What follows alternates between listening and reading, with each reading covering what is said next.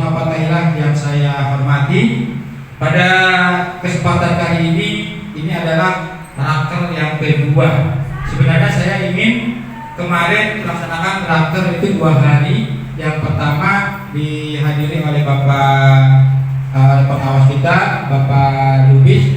Kemudian karena saya berpikir waktunya sangat panjang 2 hari itu, maka saya gunakan waktu 2 hari ini jadi dengan ketemu dalam beberapa minggu supaya ingatan kita lebih kuat lagi, lebih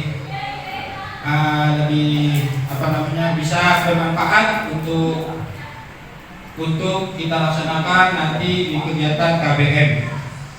Bapak Ibu,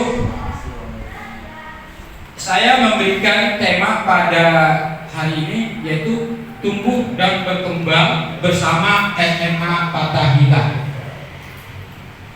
SMA kita, sekolah kita ini dari dulu itu selalu menjaga agar tumbuh selalu dan berkembang. Jadi dalam satu lembaga itu jangan sampai kita melupakan lembaga kita itu, jangan sampai tidak selalu tumbuh, tidak selalu berkembang. Maka kami ingatkan lagi supaya sekolah kita itu akan selalu tumbuh dan berkembang bersama SMA Fathahillah. Adapun temanya yaitu dengan implementasi kurikulum baru mewujudkan siswa yang berkarakter. Siswa yang berkarakter ini sebenarnya semua perubahan kurikulum dari zaman kita sekolah, kurikulum CBSA, kurikulum 13, kurikulum Merdeka yang sekarang, kurikulum Merdeka yang baru, itu semuanya itu tidak lepas daripada karakter, Bapak Ibu. Kenapa? Pemerintah itu sudah memikirkan karakter bangsa kita dari zaman penjajahan itu banyaknya pengkhianat, menjual aset-aset bangsa oleh bangsa asing. Makanya pendidikan Indonesia itu mementingkan tujuan akhirnya itu adalah karakter. Tidak lepas daripada karakter. Apapun bentuk kurikulum itu adalah tujuannya akhirnya adalah karakter. Karakter ini Bapak Ibu bisa kita kembangkan melalui pembiasaan. Pembiasaan contohnya misalnya ketika Bapak Ibu masuk ke dalam kelas, Bapak Ibu bisa memperhatikan kelasnya bersih atau kotor. Kalau kelasnya kotor, ayo anak-anak sama-sama kita bersihkan terlebih dahulu sebelum saya memulai belajar. Ini pembiasaan karakter. Kemudian dimulai juga dengan memperhatikan baju seragam sekolah Bapak Ibu. Itu juga merupakan bagian daripada karakter. Kita perhatikan anak-anak kita ketika masuk kelas masih ada yang pakai baju, ada yang baju apalagi baju batik, apalagi baju muslim, ada yang baju muslim koko putih, ada yang hitam, ada yang coklat. Nah ini kan juga merupakan bagian dari fungsi kita untuk meningkatkan karakter anak-anak kita. Kemudian membaca doa sebelum dimulainya belajar, itu juga merupakan bagian daripada tugas kita membentuk karakter anak. Ditambah lagi setiap guru dan masuk ke kelas, siswanya masih di luar, begitu siswanya masuk ke dalam, kita minta untuk saling cium tangan dulu kepada gurunya.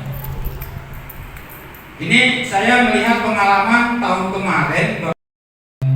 Aktivitas kita bisa melaksanakan kegiatan kita pada hari Sabtu ini, di mana pada hari Sabtu ini adalah kegiatan kita libur dan masih mengerjakan aktivitas di rumah. Mungkin ada yang lagi tidur di bangunan, lagi tidur di bangunan. Selamat kita salam. Tadi ada yang bertanya, Pak, kenapa kok acaranya nggak di ruang rapat tapi di kelas? Kepada yang lebih baik itu datangnya dari Allah Subhanahu wa taala. Bila itu hidayah supaya paling ngerti tentang topik ini tidak. Ataupun saya yang paling Tidak juga Bapak Ibu. Ini adalah soal timing saja Bapak Ibu. Ya, maksudnya gimana? Ya kebetulan saya orang yang pertama kali nih di SMA Fatahillah yang mendapatkan pelatihan dari pemerintah. Kalaupun ya seperti Pak Dwi, Pak Fauzi, Pak Adam, Ustaz Nana mungkin mendapatkan materi yang sama mendahului saya, mungkin beliau-beliau yang akan di depan. Mohon izin ya kepada bapak-bapak ibu di sini yang ya saya tahu profesinya berbeda-beda, ada yang kepala sekolah di sini, kemudian ada yang wakil barangkali, ya, ataupun ada pengurus yayasan. Mohon maaf sekali lagi, saya tidak memposisikan diri sebagai orang yang ngerti, yang paham, yang pintar, yang hebat dalam menyampaikan materi ini. Bapak Ibu, saya hanya melakukan pelatihan di UHK selama 7 hari. Saya bawa oleh-oleh ke sini, ya, daripada saya dipendam saja, ya lebih baik disebarkan, ya, di apa namanya, di apa sih namanya, ya, selain di sini itu apa pengimbasan diimbaskan kepada bapak ibu semua, itu berbagi, itu, ya, daripada Pak Hilman mengundang narasumber, ya, kita tahu gak usah sebut nominal, berapa sih kalau kita mengundang narasumber. Kemudian yang kedua nanti kita akan belajar tentang pola pikir bertumbuh atau growth mindset dalam pembelajaran mendalam, kurang lebih waktunya 1 jam. Berikutnya kerangka kerja pembelajaran itu juga 1 jam. Kemudian prinsip dan pengalaman belajar 1 jam. Kemudian asesmen dalam pembelajaran mendalam 60 menit 1 jam. Dan yang keenam perencanaan pembelajaran mendalam 60 menit. Jadi saat ini Bapak Ibu, modul ajar pada tahun sebelumnya itu berganti nama menjadi PPM, perencanaan pembelajaran. Ya, jadi bukan modul ajar lagi seperti itu. Jadi Bapak Ibu bisa menghitung kalau sekarang saya mulai jam 10, 1, 2, 3, 4, 5 ditambah 5 jam ke depan. Berarti ya udah kita nanti pulang maghrib Bapak Ibu. Ya, gitu. Karena begini Bapak Ibu, kenapa? Ini materi saya terima itu 6 hari di UHK, Senin sampai Sabtu. Saya diminta untuk menyampaikan materi ini. Ini menurut saya esensi semua gitu loh. Tapi tenang Bapak Ibu, ya, saya tidak akan menyalam terlalu dalam. Ya. Jadi setiap masalah pasti akan ada jalan keluarnya. Ini kita skip aja. Nah, kita masuk kepada konsep pola pikir bertumbuh, ya. Bapak Ibu, selanjutnya Bapak Ibu, coba kita baca yang di depan ini. Udah cukup lah ya, kita langsung ke sini. Yang berikutnya tentang intervensi pola pikir, ya. Ini ya riset yang dilakukan di The Project of Education Research Depth Scale menunjukkan bahwa intervensi pola pikir telah memberikan hasil yang sangat baik dalam meningkatkan prestasi akademik murid. Intervensi ini menjadi alternatif dari intervensi yang dikenal dengan the sense of full force. Nggak tahu saya bahasanya apa. Nah ini prosedurnya seperti ini. Ya, kita identifikasi dengan pola pikir, prosedur intervensi pola pikir. Contoh kasusnya seperti ini. Saat melihat ada murid yang mau menyerah ketika menemui tantangan atau kesulitan, segera dorong dia untuk mencoba lagi. 2. Pada saat murid mau mencoba lagi, segera beri ujian proses karena telah mau berusaha gitu. Kemudian lalu jelaskan kepada murid tersebut tentang PPT dan PPB. PPT apa Bapak Ibu? Pola pikir tetap. PPB pola pikir bertumbuh. Dan perbedaan utamanya pada saat menghadapi tantangan dalam belajar. Jelaskan kepada murid bahwa berbuat salah merupakan cara otak untuk belajar dan berkembang. Saya rasa kesananya tidak perlu, ya. Sekarang kita penugasan ya Bapak Ibu.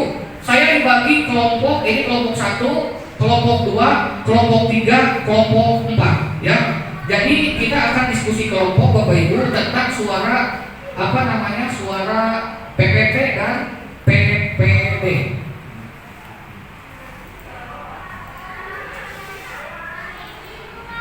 Itu pola pikir tetapnya pada anak, betul Pak gitu ya.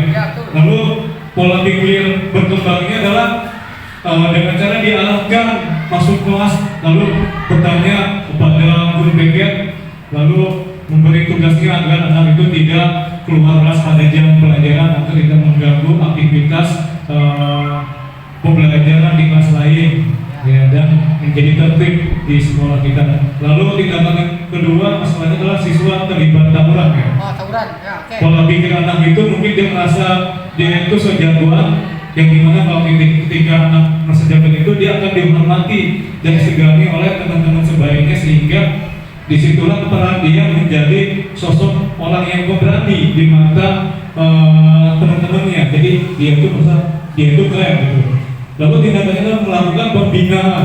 Pembinaan itu terdapat pembinaan terhadap anak. Ketika anak tidak kena, itu akan menjadi pembinaan terhadap orang tua agar lebih disiplin lagi. Lalu tindakan berikutnya adalah siswa merokok di sekolah atau di wilayah sekolah, ya. Terutama apalagi siswa kita menggunakan seragam sekolah. Jadi PPD ini berpikir tetap dia tuh merasa keren karena dengan cara merokok itu mereka mungkin lebih dewasa. Menunjukkan jati diri gitu ya. Kalau jati diri itu di poin 2 poin ya. Di poin itu dia kayak merasa ini lebih berani daripada teman-teman yang lain. Tapi kalau rokok ini kan orang yang merokok ini belum tentu ketahuan Pak. Karena kalau rokok itu mungkin dia hanya untuk sendirian, untuk mungkin dia meluapkan rasa perhatian dalam pembelajaran, sehingga pola pikir berkembangnya itu adalah mendapatkan konsekuensinya. Apa konsekuensinya? Satu, mungkin dia akan merusak paru-parunya sendiri. Terus konsekuensinya apa? Pembantu orang tua, konsekuensinya uangnya habis, konsekuensinya nanti mungkin dijauhi teman sebayanya dan ada pemanggilan orang tua. Dan yang terakhir bolos sekolah, ya. Di sini mungkin banyak sekali anak kita bolos sekolah. Pola pikir anak tentang itu adalah atau guru itu dia itu merasa bosan, mungkin merasa bosan itu ada beberapa opsi, ya. Ketika siswa sekolah itu mungkin dia merasa bosan tentang gini doang, gurunya nggak ada, gurunya terlambat, sehingga itulah yang pola pikir tetap terhadap anak-anak kita. Lalu bagaimana sih pola pikir berkembangnya?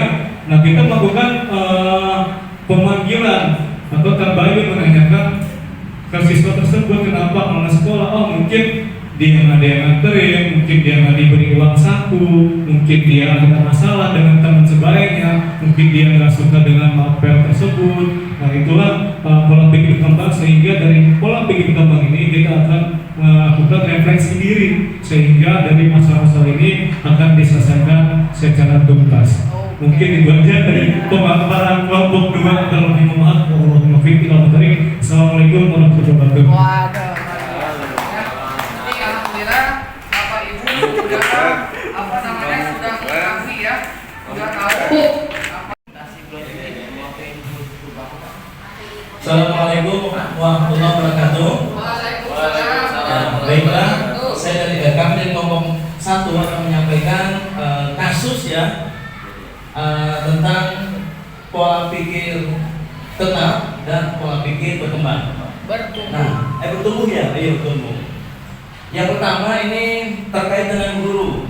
Ketika guru di kelas masih ada guru dan jamnya sudah selesai. Nah, kalau yang pola pikir tetap, dia akan mengatakan, biarin aja lah, gitu kan. Dengan saya ngopi dulu, gitu kan. Itu kalau yang pola pikir tetap. Nah, kalau yang berkembang, dia akan mengatakan, jamnya sudah habis. Nah, jadi karena dia juga ada ingin materi yang disampaikan.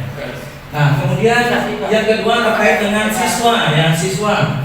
Nah, jadi pada suatu ketika ada seorang siswa yang disuruh tampil di depan umum, public speaking, misalnya dia menjadi moderator suatu acara, kemudian ditertawakan oleh teman-temannya. Nah, kalau yang berpikir tetap, dia akan mengatakan, saya bodoh, saya ini nggak bisa jadi moderator. Dia udah memponis dirinya kalau dia itu tidak bisa. Nah, tapi kalau yang pola pikir itu berarti akan mengatakan, saya memang belum bisa, gitu ya Pak, ya.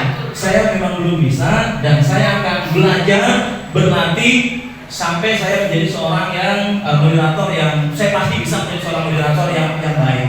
Jadi itu pola pikir yang berkembang. Jadi dia tidak membatasi dirinya bahwa dia akan bisa berkembang kalau dia mau berlatih. Itu Pak. Oke, betul Pak, betul Ya. ya. Itu aja. Terima kasih. Wassalamualaikum warahmatullahi wabarakatuh. Alhamdulillah Bapak Ibu semua sudah paham dan waktunya kita merubah dari PPT ke PP. Setuju nggak? Setuju ya Bapak Ibu. Contoh kejadian di sekolah ini. Nah ini yang pertama, siswa tidak bisa menggunakan alat praktikum. Nah kemarin banget Pak, kemarin saya melakukan praktikum fisika ya. Ada anak nih yang tidak bisa menggunakan alat atau udah dikasih tahu sekali, 2 kali, 3 kali nggak ngerti juga. Kalau saya berpikir secara PPT, itu kalau saya biarin aja, capek ngajarinnya, susah, nggak mudah gitu ya. Tapi dengan pola pikir yang bertumbuh, saya akan harus membantu siswa mengarahkannya. Kalau melalui saya tidak bisa, saya minta tolong temannya untuk dibantu. Kadang anak itu kan lebih cenderung mendengarkan temannya ya. Jadi mungkin temannya bisa mengajari seperti itu. Kemudian yang kedua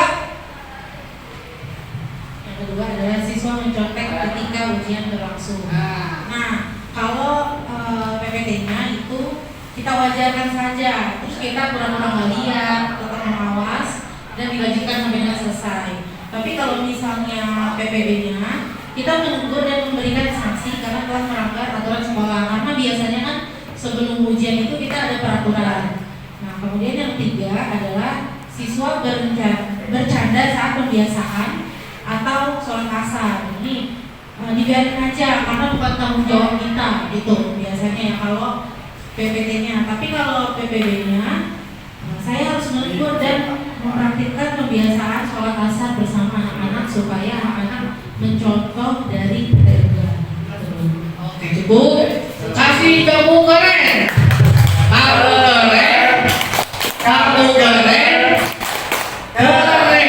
Alhamdulillah Bapak Ibu setelah tadi menyimak sama-sama ya, yang berkesadaran, bermakna dan menggembirakan ya, supaya memudahkan kita singkat BBM. Jadi pembelajaran dalam itu menggunakan prinsip BBM. BBM itu berkesadaran, bermakna dan menggembirakan. Caranya bagaimana supaya terjadi berkesadaran, bermakna dan menggembirakan? Melalui olah pikir. Olah pikir maksudnya bagaimana ya anak berpikir gitu ya. Kemudian olah hati, olah rasa dan olahraga secara holistik dan terpadu. Nah, ini pembelajaran mendalam ya, prinsipnya adalah BBM, berkesadaran, bermakna, menggembirakan. BBM ini bisa dilaksanakan dengan cara ini gitu ya, dengan olah pikir, olah hati, olah rasa dan olahraga. Sehingga dengan ini nanti akan terwujudnya profil lulusan. Nah, profil lulusan yang ada di dalam pembelajaran mendalam itu ada 8. Sebelumnya kita balik ke kurikulum Mas Menteri. Mas Menteri itu ada 6 dimensi ya, dan ada pelajar Pancasila ya. Masih ingat Bapak Ibu yang 6 dimensi itu apa? Apa tuh? Belajar Pancasila, beriman dan bertakwa pada Tuhan Yang Esa dan berakhlak mulia, berkebinekaan global, gotong royong mandiri, kreatif dan bernalar kritis. Nah itu nih ya, saya kasih tahu. Saya akan nyanyiin lagu 8 profil lulusan dengan nada balku ada 5 supaya kita hafal gitu ya.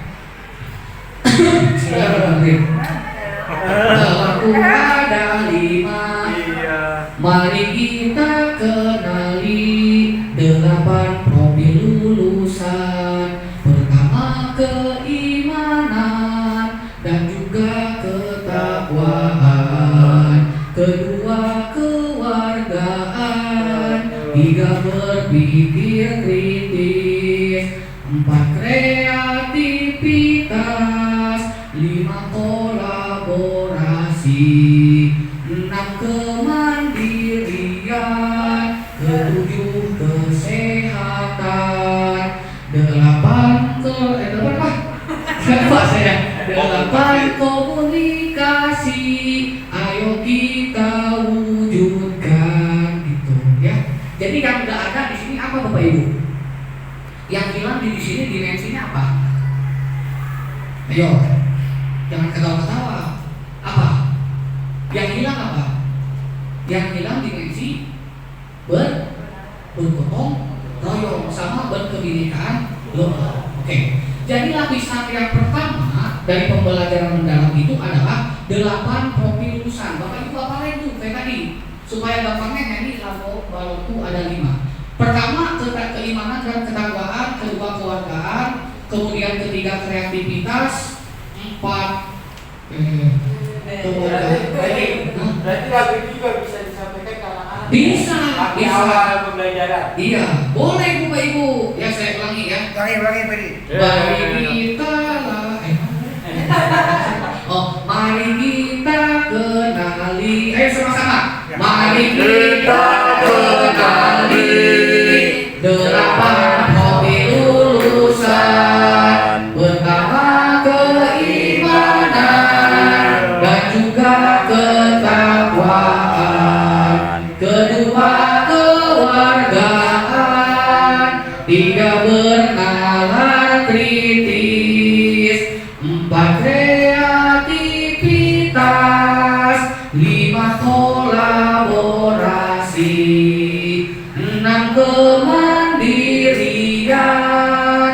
7 kesehatan. 8 komunikasi. Ayo kita wujudkan. Tepuk tangan dong. Oke, makasih teman-teman. Gitu ya. Jadi ada berapa? 8 yang hilang, gotong royong dan berkebinekaan global. Itu bedanya Bapak Ibu. Ya, jadi kurikulum sebelumnya, kurikulum Merdeka ada 6 dimensi versi Mas Menteri, kemudian ada 8 profil lulusan di Pak Menteri. Ya, oke. Kemudian yang kedua Bapak Ibu, ini tadi lapisan pertama tentang apa? Nyata, keterlibatan peserta didik, kebermanfaatan pengalaman belajar, kemudian keterkaitan dengan bidang ilmu lain, pembelajar sepanjang hajat, menggembirakan, contohnya lingkungan pembelajaran yang interaktif, aktivitas pembelajaran yang menarik minat dan rasa ingin tahu, menginspirasi, tantangan yang motivasi, tercapainya kebersihan belajar, aha momen, misalnya ya. Dan yang terakhir memberi ruang untuk prakarsa kreatif sesuai dengan bakat minat dan perkembangan. Nah kemudian untuk ini Bapak Ibu ya, untuk pembelajaran mendalam itu memakai taksonomi Solo Bapak Ibu. Jadi enggak lagi memakai taksonomi sebelumnya itu kan ada Gardner ya. Kemudian ada taksonomi Bloom sampai 6 itu C6. Kemudian taksonomi siapa lagi itu? Saya lupa. Nah, untuk kurikulum untuk pembelajaran mandiri itu menggunakan taksonomi Solo. Ini lebih awal Bapak Ibu, ternyata kalau di Google ini keluarnya lebih awal daripada taksonomi Bloom. Coba aja Ibu cek ya. Nanti ini dipelajari mandiri saja. Kemudian ini tuh taksonomi Bloom ya, tuh kan 2001 Bapak Ibu adanya. Kemudian taksonomi Solo itu 1982 tuh adanya. Berarti duluan ini. Kalau taksonomi Bloom itu tuh C1 mencipta, evaluasi, menganalisis, menetapkan, memahami. Taksonomi Solo itu ranah kognitifnya berpikir abstrak yang mendalam, relasional, multi, ilmi, dan prastruktural. Pengalaman belajarnya refleksi, mengaplikasi, memahami 3M. Karena teknologi digital sudah selesai Bapak Ibu ya. Yang dipelajarinya gimana? Ini udah. Iya itu benar. Berikutnya materi tentang asesmen ya. Bagaimana nih kita melakukan penilaian dalam pembelajaran mendalam? Oke.